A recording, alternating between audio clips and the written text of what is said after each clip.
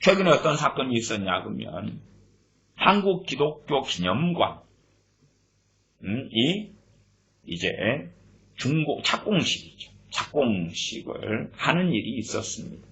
날짜로는 지난달 3월 30일 날이었습니다. 이 한국 기독교 기념관은 말도 많고 탈도 굉장히 많은 것입니다.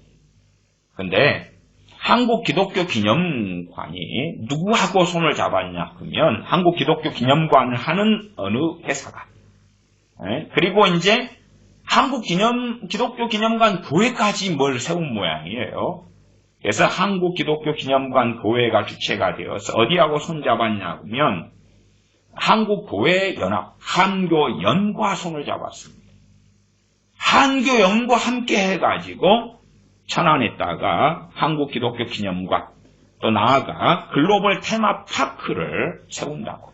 언제까지 세우냐 그러면 착공식을 했으니까 2025년에 완공된다 그럽니다.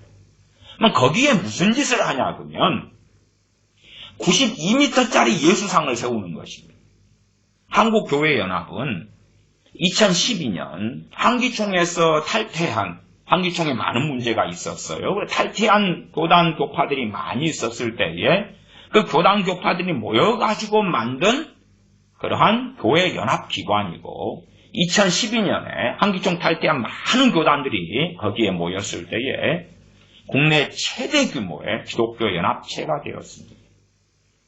그런 정말 대단한 때를 누리고 살다가 그러다가 이제 시간이 흘러가지고 여차여차한 일이 벌어지면서 한국교회연합에 있는 많은 교회, 교파, 교단들이 항교총으로 이동하면서 지금은 쪼그라들어가지고 가장 작은 규모라 정도 할 수 있는 기독교 연합체로 전락했습니다.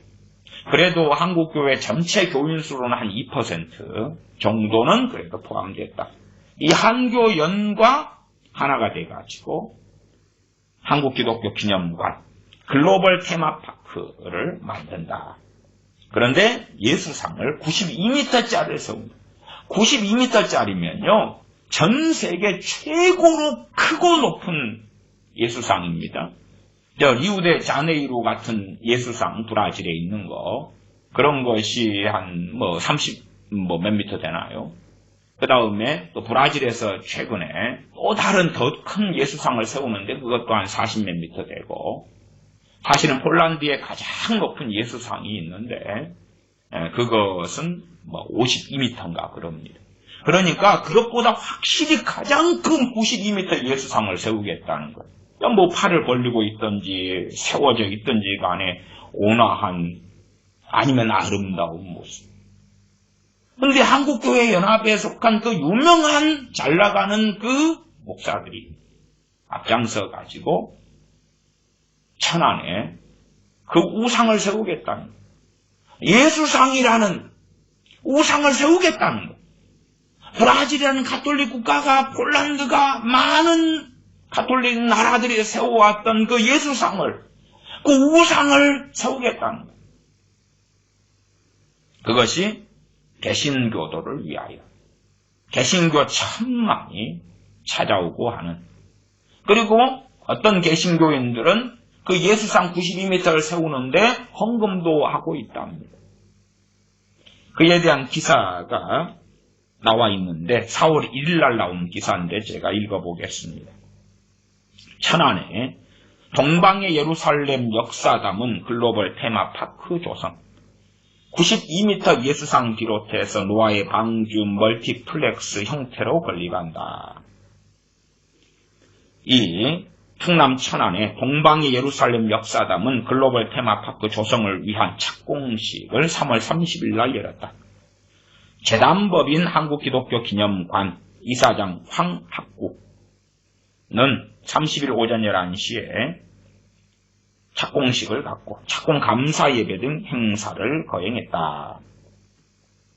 내용은 한국기독교기념관은 천만 기독교인들의 기도와 예수님의 눈으로 세상을 보라는 건립 취지로 이 땅 위에 세워지는 한국기독교기념관은 예수님의 마음으로 이 세상에 하나님의 말씀과 하나님의 사랑과 하나님의 은혜를 전파해 이 땅 위에 하나님의 나라가 완성되는데 쓰임받길 기대하고 있다. 그리고 92m 예수상이라고 우상을 세워요.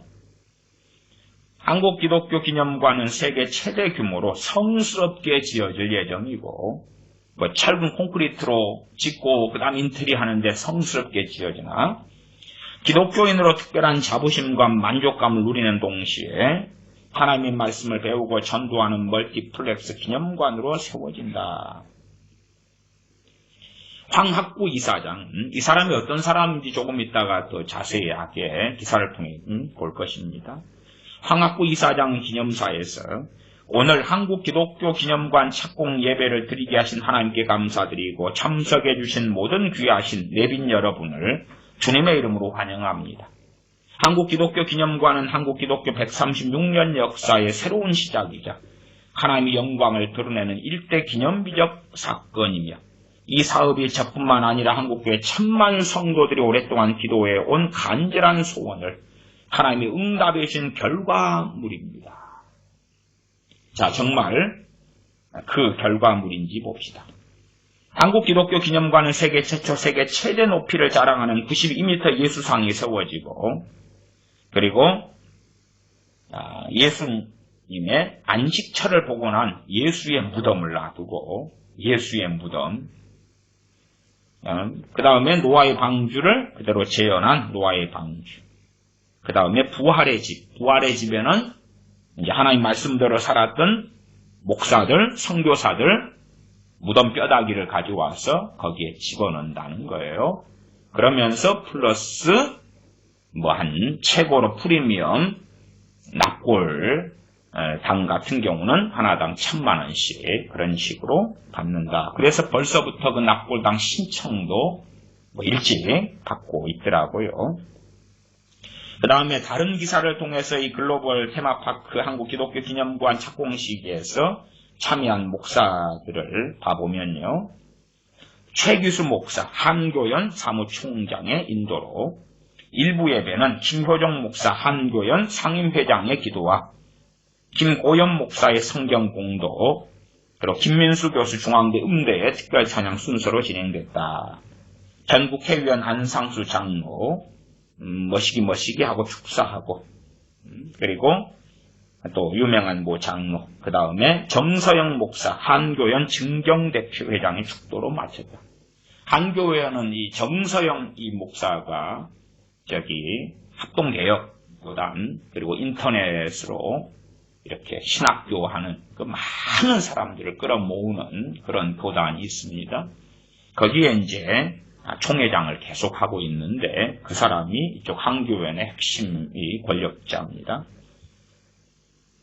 그리고 여러 유명한 사람들 나와 있습니다. 그러면은 여기에 이제 작년 연말에 나온 TV조선 기사가 있습니다. 이걸 보시면 이게 도대체 무슨 일인가 하는 것을 좀 아실 수 있는데, 그 기사 제목은 천안엔 기독교 기념관, 예산도 충남 예산이고 천안하고 이게 60km 정도 떨어져 있습니다. 예산은 불교 기념관, 수상한 가족회사의 초대형 납골당 사업. 지금 이 천안엔 기독교 기념관은 아버지가 하는 거고, 이 황학구라는 대표이사가 아버지고요. 예산에는 불교 기념관을 세우는데 그건 그의 딸입니다. 그의 딸이 하는 거고, 대표이사고. 기사 내용을 보면 앵커, 충남 천안에는 기독교, 충남 예산에는 불교 기념관을 세우겠다며 부동산 개발 사업에 뛰어든 업체가 생겨났는데, 확인해보니 두 업체는 같은 부녀가 운영하는 가족회사였습니다.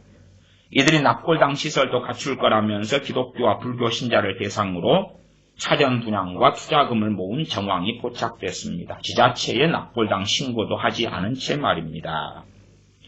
최민식 기자가 취재했습니다. 높이 92m짜리 초대형 예수상 앞에 십자가 모양의 테마파크가 펼쳐집니다. 한 부동산 개발 업체가 충남 천안 서북구에 조성하겠다며 투자자 유치에 나선 기독교 기념관입니다. 60여 킬로미터 떨어진 충남 예산에도 지난 9월 높이 90m짜리 불상, 큰 딸이 90m짜리 불상을 세우겠다 그런 거고요. 예산에는. 충남 천안에는 92m짜리 예수상을 세우고 기독교 테마파크를 하고 여기는 불교 기념관을 만들고 아버지하고 딸이 제가 얼마 전에 황학구 그 이사장이 하는 그 발언을 제가 읽어드렸었지요. 이걸 동시에 이제 불상하고 예수상을 추진하는 그러한 업체들이 생겨났습니다.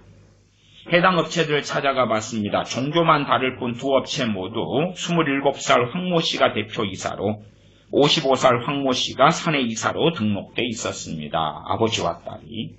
지금 거기에 황교연이 함께해가지고 황교연 목사들이 함께해서 뭘 세웁니까? 92m짜리 예수상을 교인들에게 헌금 받아가지고 광고하고 PR해가지고 돈 모금해가지고 세우는 거예요. 대한민국을 어떤 우상의 나라로 끌고 가려고 어떻게 누구에게 바쳐버리려고 그럽니까? 그래도 괜찮은 거예요. 목사들이 우상숭배하고 기독교연합체가 우상숭배에 앞장서는데 뭐 장목사님 같은 사람이 있으면 괜찮잖아요. 믿음으로 고백합니다. 오늘 우리에게 좋은 일이 있습니다. 반드시 좋은 일이 있습니다. 이용 목사님 그렇게 해줄 거고 장목사님은 하나님께서 보실 때 나는 정말 죽어보기에도 아까운 사람이다. 인터넷 예배로 장목사님 설교를 들으면 이 한교연 우상을 92m 예수상을 세우는 이 목사들도 그렇게 할 거 아니에요? 자기들도 물론 그렇게 강단에 설교할 것이고 괜찮아 좋아. 하나님은 우리를 너무너무 사랑하고 아껴. 그래서 역대하 12장을 본 거 아닙니까? 하나님의 진노가 나타나서 애굽왕 시삭을 불러오는 거예요. 쳐버려라. 끝장내버려라. 그 상황을 그대로 하나님의 선지자 스마야는 전하는 것인데 지금 목사들은 무엇을 전합니까?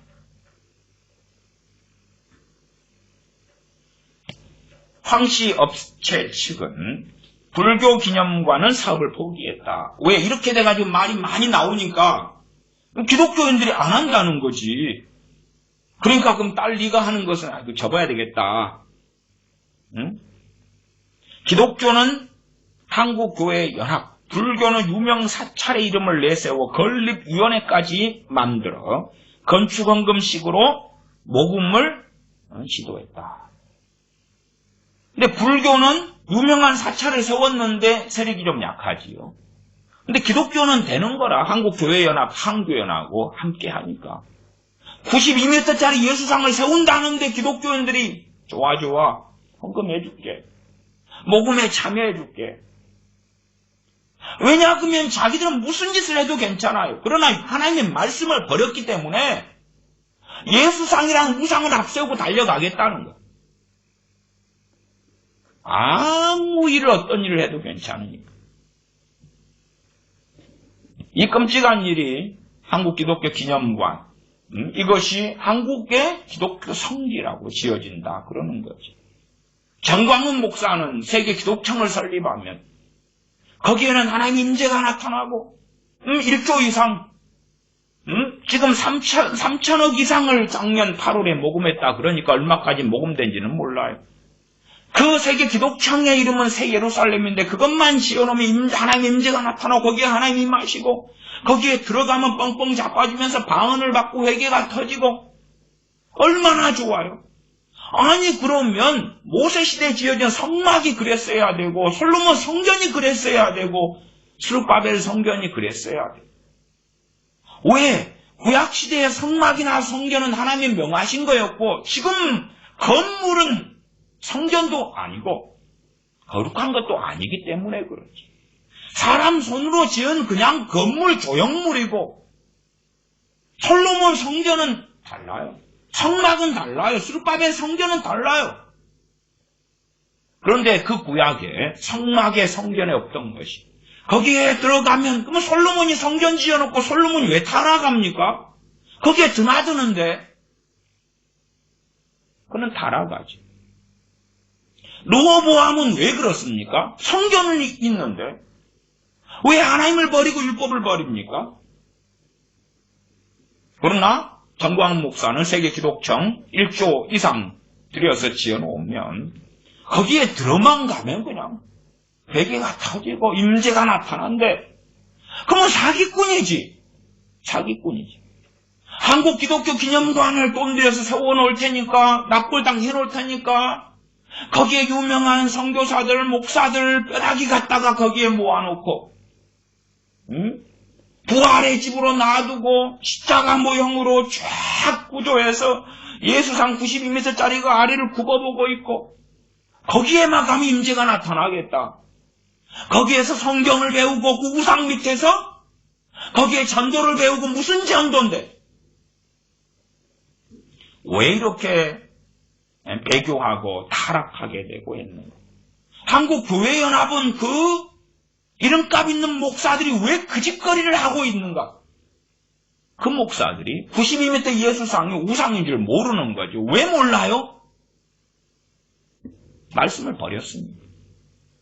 말씀을 버렸으니까. 아니, 우상이지 알 거라고도 생각해요. 그러나 그런 92m 우상 세워놓고 돈벌이 해도 하나님은 괜찮다고 하시니까. 그렇게 지그들이 믿는 하나님은 그런 것이, 자기들이 공상하고 상상하는 하나님은 그런 것이. 주님께서는 가룟 유다를 어느 때 버리셨습니다. 그러나 장경동 목사님은 설교 때 그렇게 이야기했어요. 내가 가룟 유다 있었을 때 내가 있었다면 그가 목매달아 죽지 않게 말리고 그도 구원받았을 것이다. 왜? 장 목사님이 생각하는 예수 그리스도는 그러니까 두 명씩 짝 뛰어서 각 마을 각성에 가면서 복음을 전파하라 할 때에 너희를 영접지 아니하거든 나와서 발에 먼지까지 털어버리라. 그런 예수님은 부인하니까. 부인해. 그래서 좀 더 받아들이기 쉬운 회개, 좀 더 사람들이 환영하는 복음. 그나마 이런 장경동 목사님 같은 양반은 설교를 그나마 잘하는 사람이에요. 그나마. 그래도 회개도 좀 더 많이 이야기하고. 그런데도 그러면 다른 사람들은 상황이 어떨까요? 상황은 우리가 생각하는 것보다 훨씬 더 심각합니다. 그래서 하나님의 심판 교회에서 없애버려요. 심판. 제가 그 심판에 대한 설교도 최근에 한 2번 했습니다. 심판을 없애버려요. 왜? 나는 믿으니까. 그러면 믿는 한 5천이가 왜 버림받았을까요? 열어주소서. 나는 너희를 알지 못한다. 주여 주여 내가 주의 이름으로 선지자 노릇하고 선지자 노릇했다니 하니 예언은 기본으로 했다니 이야기 아니에요? 거짓 예언이 아니라 아마 참 예언이었을 거예요. 주의 이름으로 권능을 행했습니다. 많은 기적을 행했습니다. 그 거짓말이 아니라 진짜였을 것입니다. 그러나 불법을 행하는 자들아 나를 떠나가라. 내가 너희를 도무지 알지 못하노라. 왜 가르치지 않지요? 아이고 그건 불신자들 이야기야. 그것은 저 신천지 이야기야. 저 구원파 이야기고 통일교 이야기고 전도관 이야기고 문선명 이야기고 그런 거지. 당신들은 아니야. 당신들은 통합회, 합동회, 감리교회, 성결교회, 구세군회, 성공회에 뭐 잘 다니잖아. 이단 사입이 아니잖아. 그래 당신들은 괜찮아요. 하나님께서 그의 백성들을 버리시는 많은 사건들을 보지 못하고 알지 못하는 것입니다. 하나님이 어떤 분인가 하나님에 대한 두려움이 없습니다. 하나님의 말씀으로 인하여 떠는 것이 없습니다. 담대한 것이에요. 하나님께서 보실 때 나는 정말 두고 보기에도 아까운 사람이다. 그렇게 날마다 외치고 주마다 외치는데 얼마나 위로가 되고 소망이 되겠어요. 면접으로 이렇게 받는데 얼마나 좋을까요?